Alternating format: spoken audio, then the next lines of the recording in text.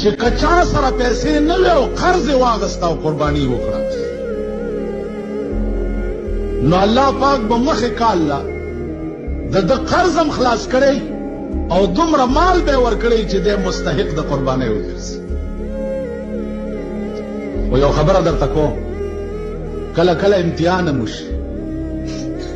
همدې جومات کې یو ځلې چېرته څو کاله مخکې ما دا خبره کړې وه، چا به داسې کړي یو سړی د دې خوا کلو په قرض یې پیسې اخیستې دي او 2 میاشتې پس راغی ما ته وایي چې مولوي صاحب تا دا مسله کړې وه، مال کړې خو نه ویل بیا داسې مسلې مه کوه. مال ولې؟ ویل هغه دی په قرض مې اخیستې اوس پیسې نه راځي، ورپسې هغه دی سړی ما نه غواړي.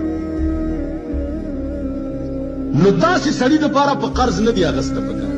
ما په دې خبره پوهېږي چې د چا ایمان دومره کمزوری چې هغه کې دا خیال وکړي چې زه ورپسې مالداره کېږي، که په دې نیت کې ګډوډ یې واخیستو چې زه مخکې کال له مالداره کېږي، نو دا د مالدار کېدو په نیت دی، د قربانۍ په نیت نه دی. دا قرباني بیا ډوکېږي نه. دا په خبرو پوهېږئ؟ ګډوډ یې اخیستل په دې نیت چې زه سنت ابراهیمي ادا کوم، نور څیزونه به بېطبع ورپسې راځي.